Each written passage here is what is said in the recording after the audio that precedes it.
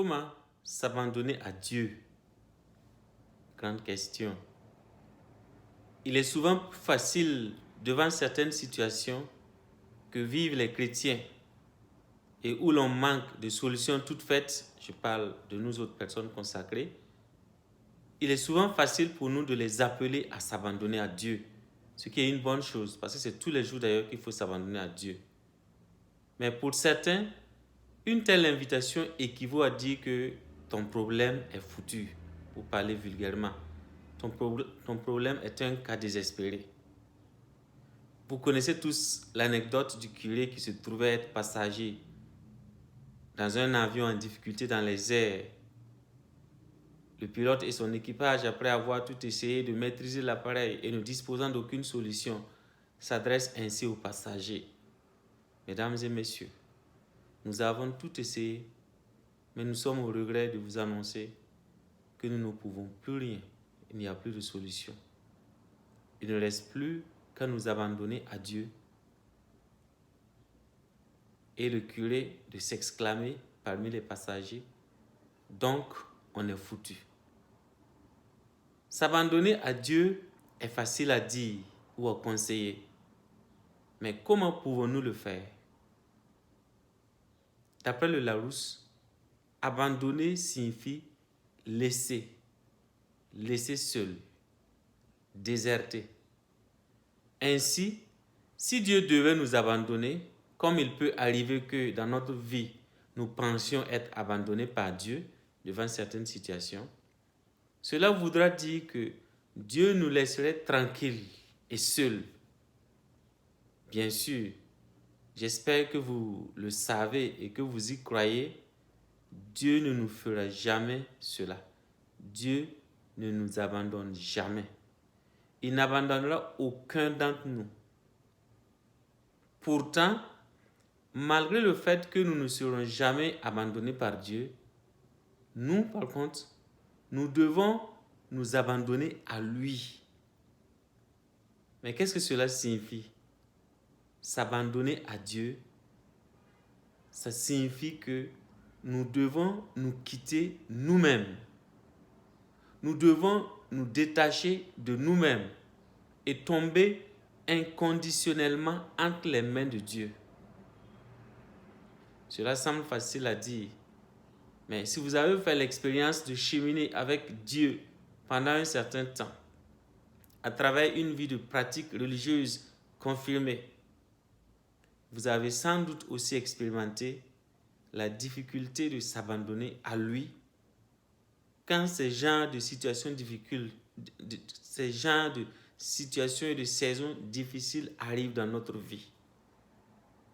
En fait, s'abandonner à Dieu peut être la plus grande épreuve même de la foi à laquelle nous puissions faire face. Pourquoi?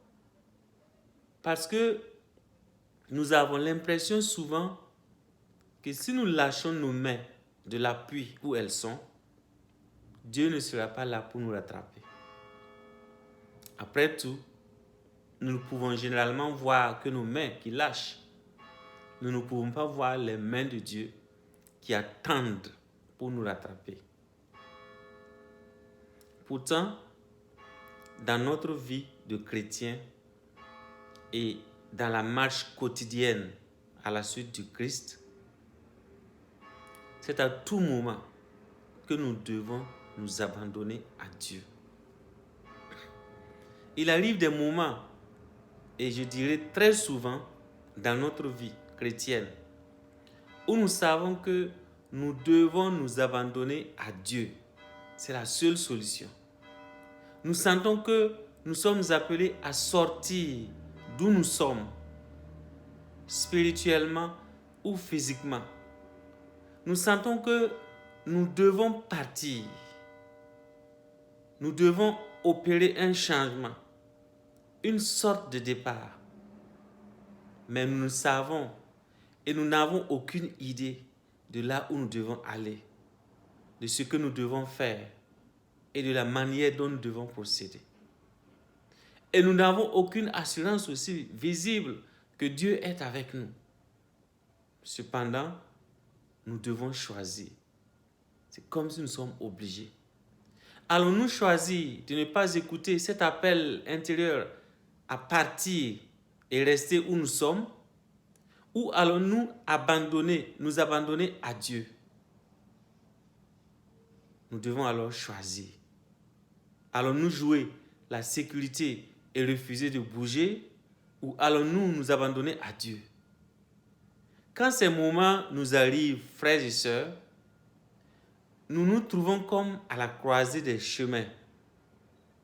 En fait, quand Dieu nous appelle à l'abandon, nous nous retrouvons comme à un carrefour. Quand nous arrivons à ce carrefour, nous ne pouvons pas faire demi-tour. Nous y avons été amenés par Dieu, je dirais. Et c'est comme si tous nos ponts spirituels, nos appuis spirituels ont été cassés derrière nous. Nous en avons tellement conscience que nous ne pouvons pas jouer à l'ignorant. Tout ce que Dieu il choisit pour nous est bon. Notre seule voie est seulement d'avancer, de choisir dans le carrefour où nous sommes l'une des deux voies qui s'offrent à nous. La vie chrétienne est une vie de croissance dans la grâce et la connaissance de Jésus-Christ. Et en grandissant, nous atteindrons tel ou tel carrefour forcément dans notre vie. Le choix n'est jamais de continuer ou de faire demi-tour. Pas plus qu'un enfant peut choisir de grandir ou de ne pas grandir. Non. Tout comme un enfant choisit, non pas s'il faut grandir, mais ce qu'il faut devenir en grandissant, il n'y a plus de choix à faire entre continuer ou rester.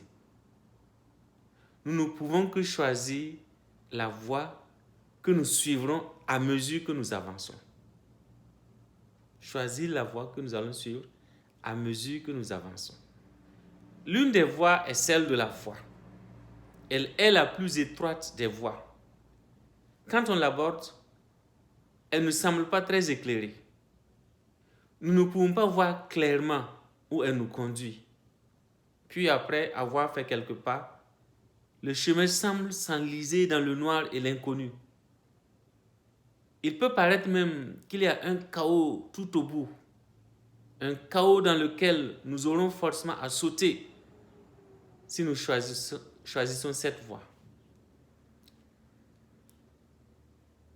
Et comme nous nous efforçons de garder le regard fixé sur le noir, dans l'espoir de trouver un quelconque appui, évidemment, nous ne pouvons pas nous ajuster la perception. Nous ne pouvons pas ajuster notre perception de ce qui se trouve au devant. Et il n'y a rien de plus effrayant qu'une telle situation dans notre vie.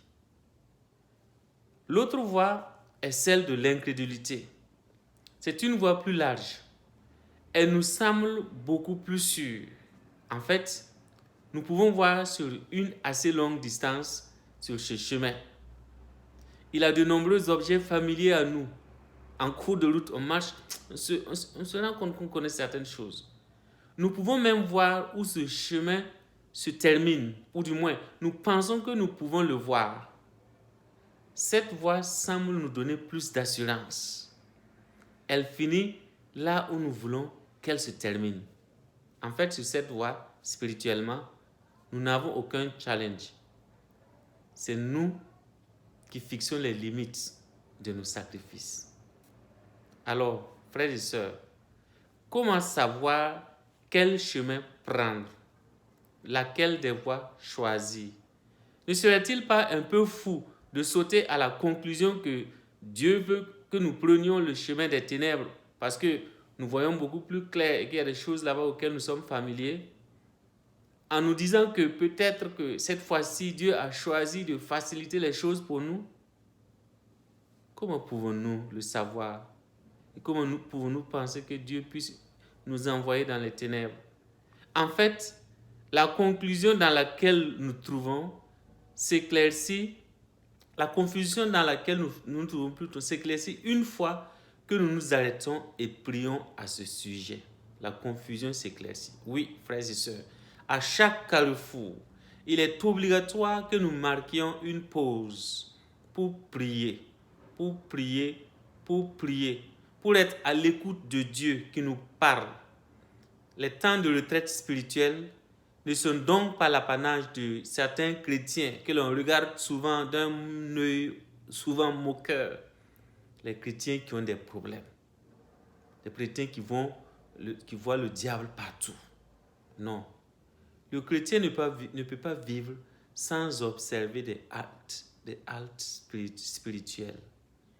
Il ne faut surtout jamais mettre en avant la raison de vos emplois de temps si chargés qui vous empêche de trouver ce temps du désert obligatoire pour opérer des choix judicieux et avancer dans la vie. Si nous prenons le temps pour prier au carrefour, nous allons voir qu'il y avait des panneaux de signalisation juste devant nous. Le panneau indiquant la voie de l'incrédulité, et ce panneau dit, c'est la voie de l'incrédulité. Puis le panneau indiquant le chemin de la foi va s'afficher et dire le chemin de la foi. Mais comment les voir si nous ne nous arrêtons pas pour permettre à nos yeux de s'accommoder à l'environnement et de mieux percevoir? Mais même dans le cas de cette pause, de cette halte spirituelle, où nous avons permis à nos yeux de mieux lire le sens des indications, ces signes, frères et sœurs, ne nous dispensent pas de l'effort. Ils ne nous disent pas là où mènent les chemins. Ce qui rend les choses encore difficiles, car nous aimons savoir où nous allons avant même de commencer. La route de la foi ne fournit pas assez de détails. Elle ne donne aucune indication d'où elle mène ou de ce que nous allons rencontrer en chemin. Elle nous dit simplement et seulement qui nous guidera. Cela signifie que lorsque nous prenons le chemin de la foi, nous devons nous abandonner à qui? À celui qui va nous guider. Et c'est qui? C'est Dieu. Abandonne donc à sa volonté. La marche de la foi est une marche où je ne sais pas où je vais, mais je dois faire confiance à l'unique qui dirige. En fait, lorsque je parcours le chemin de la foi, il n'aura même pas l'air d'être dirigé par Dieu. Il semblera que je sois seul à certains moments. Remarquez d'ailleurs le mot « sembler » que je viens d'employer. Il semblera que je sois seul. Que faut-il entendre lorsque nous disons « il semble », c'est-à-dire comme si Dieu n'était pas avec nous? Eh bien, ça veut dire que nous n'avons aucune preuve que Dieu est avec nous. Il n'y a rien que nos sens puissent discerner. Il n'y a rien dans nos émotions qui sent que Dieu est là. Peut-être que lorsque nous regardons dans l'obscurité, tout ce que nous pouvons ressentir est la peur et l'incertitude. Ou peut-être, alors que nous nous trouvons au-dessus du grand abîme, du grand gouffre dans lequel nous devons sauter, on ne pense qu'à la chute et au fond qu'on va toucher. Il arrive un moment dans la marche, dans notre marche chrétienne, où la seule raison que nous pouvons donner pour croire que Dieu est avec nous, c'est seulement de dire, parce qu'il a dit qu'il serait avec nous. Il n'y a plus rien d'autre. C'est simplement parce qu'il a dit qu'il serait avec nous. Nous n'avons aucune preuve et nous n'avons aucune assurance que nous pouvons voir matériellement. Nous n'avons que sa promesse. Exactement ce que chante le chant de la communauté Emmanuel, une reprise du père de Foucault, je crois. Je suis prêt à tout, j'accepte tout, car tu es mon Père, je me confie en toi. Je suis prêt à tout, j'accepte tout, car tu es mon Père, je me confie en toi. Oui, il nous faut nous abandonner à une promesse.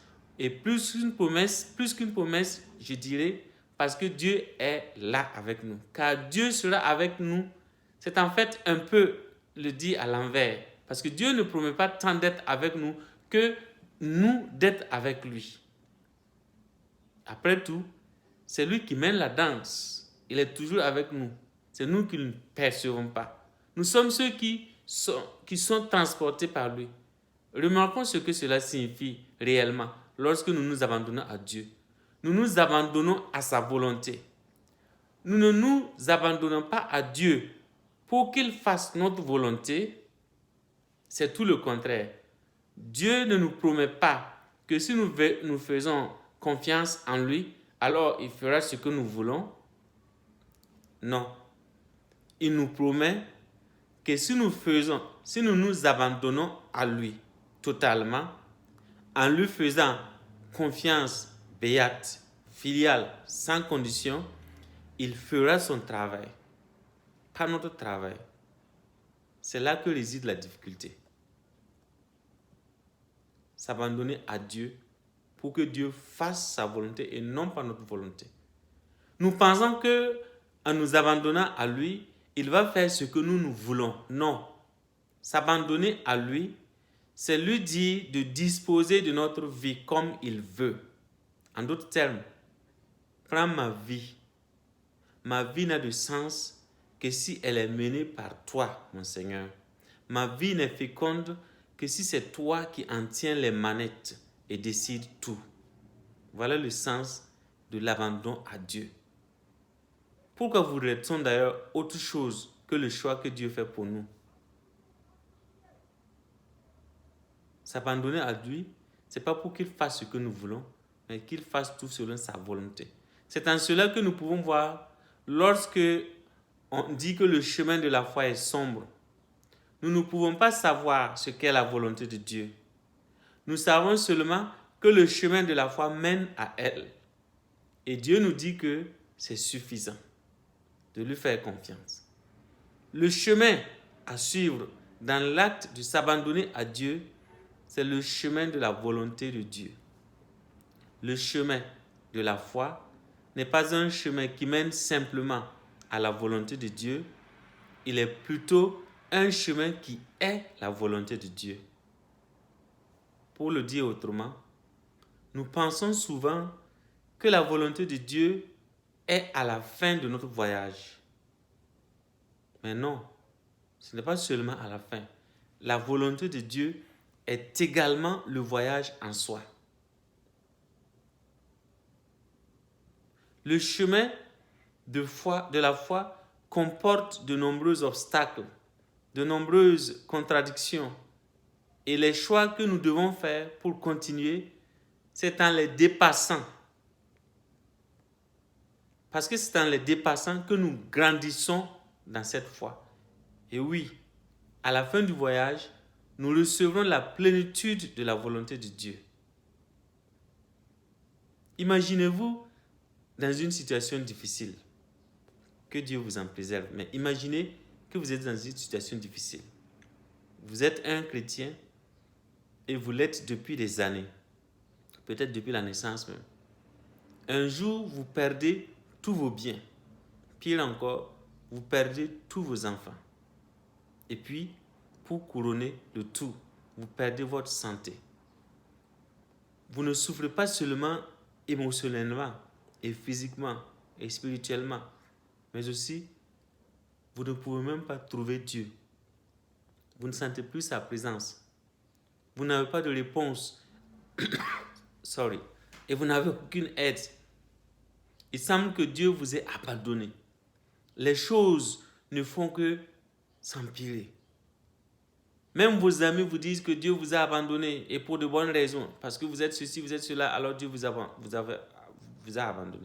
Vous devez avoir péché, se disent-ils. Sinon cela ne vous serait pas arrivé. Si vous n'aviez pas péché, Dieu n'aurait pas permis que cela se produise. Même vos plus proches vous le disent. Mais aussi honnête comme vous l'êtes et que vous essayez toujours d'être, vous savez que vous n'avez pas péché. Vous n'avez rien fait pour provoquer cela. Le temps passe. Beaucoup de temps passe. Plus vous essayez de raisonner cette chose, plus vous vous retrouvez dans des impasses. Vous savez que Dieu est totalement fidèle. Mais comment un Dieu fidèle peut-il permettre que de telles choses se produisent dans la vie de quelqu'un qu'il aime et qui le craint? Il n'y a rien dans votre foi, rien dans vos croyances qui puisse réconcilier ce qui est arrivé avec un Dieu qui est fidèle. Donc vous ne comprenez plus pas. Si vous étiez un faux chrétien, vous pourriez devenir amer et vous évanouir de l'extérieur. Mais vous ne l'êtes pas. Vous ne pouvez pas vous éloigner de Dieu. Vous ne pouvez pas penser que Dieu puisse vous faire cela. Mais tout ce que vous vivez semble indiquer que Dieu s'est éloigné de vous. Et malgré les prières continuelles, malgré les sacrifices, les jeûnes, peut-être pendant des années et des années, rien ne change. Il n'y a pas de lumière et de pas qui vous assure et qui vous rassure. Pas de mouvement de la part de Dieu. Vous êtes dans cette chose et vous ne pouvez pas en sortir. Vous n'avez même pas ce dont vous avez besoin spirituellement pour pouvoir tenir et survivre. Vous connaissez bien cette histoire, frères et sœurs, que je viens de vous raconter approximativement dans la Bible. La personne qui l'a vécue, c'est Job. Job a fait face à tout cela. Tout lui disait que Dieu l'avait abandonné. Ses amis le lui ont même dit, et même sa femme, son premier soutien, lui a dit que son Dieu qu'il aime l'a abandonné. Job a tenu compte de tout ce qu'ils ont dit, mais il ne l'a jamais accepté comme possible. Pensez-vous que Job est sombré dans le doute? Non, pas du tout. Il avait plutôt douté de sa propre interprétation de lui par rapport à Dieu. Job savait que ce qui lui était arrivé n'aurait pas pu se produire si ce qu'il croyait de Dieu était juste. Job avait cru que Dieu ne permettrait jamais que de mauvaises choses arrivent à de bonnes personnes. Mais les mauvaises choses sont arrivées au bon Job. Et Job n'avait aucun moyen d'expliquer avec sa connaissance limitée de Dieu. Job a finalement atteint un point où il a dû abandonner la vision qu'il avait de Dieu pour accepter Dieu comme il se révèle à lui. Voilà où se situe la véritable manière de s'abandonner à Dieu. J'ai entendu parler de toi, par où il dit, mais maintenant, mon œil te voit. C'est pourquoi je me déteste et je me répands dans la poussière et la cendre. Je vais désormais te suivre comme tu t'es révélé à moi et non pas comme j'ai pensé que tu es. Quand Job a accepté que Dieu soit qui il est et non comme lui veut qu'il soit, alors Dieu a permis et a mis fin à ses tracas. Job a fait le choix de s'abandonner inconditionnellement à Dieu et Dieu l'a libéré. Mais remarquons-le, même jusqu'à la fin du livre de Job, Dieu ne donne jamais à Job les réponses qu'il a cherchées tout au long de sa souffrance. C'est ce que le Fils de Dieu lui-même nous a montré. La vie entière de Jésus a été un abandon total de lui-même à Dieu son Père. Et l'expression la plus profonde de ce phénomène se trouve peut-être dans 2 déclarations qu'il a lui-même faites sur la croix. Mon Dieu, pourquoi m'as-tu abandonné? Mon Dieu, pourquoi m'as-tu abandonné? Ou Père, je remets mon esprit entre tes mains. En marchant avec Jésus-Christ, frères et sœurs, il y aura toujours des moments où nous nous retrouverons comme devant un gouffre que nous ne pouvons combler avec nos émotions ou notre clairvoyance spirituelle. Alors, Dieu veut un acte de foi. Il veut que nous posions un acte de foi, un saut de la foi, synonyme d'un abandon où j'ai pleinement confiance en Dieu, convaincu qu'il me rattrapera. Il nous laissera peut-être, il va nous peut-être laisser en chute libre pendant un bout de temps, mais il va nous rattraper. Et le voyage vers le bas nous édifie toujours. Que dire pour conclure, frères et sœurs? L'importance de l'abandon de soi dans une relation avec Jésus est le premier pas nécessaire pour se rapprocher de Dieu et avoir une relation intime et durable avec Dieu. Compte tenu de notre nature pécheresse, nous devons être transformés par la puissance de Dieu. Mais sans abandon de soi, aucune transformation n'est possible sur le plan moral, mental ou spirituel. L'abandon est la première et même la principale porte d'accès à Dieu dans notre vie.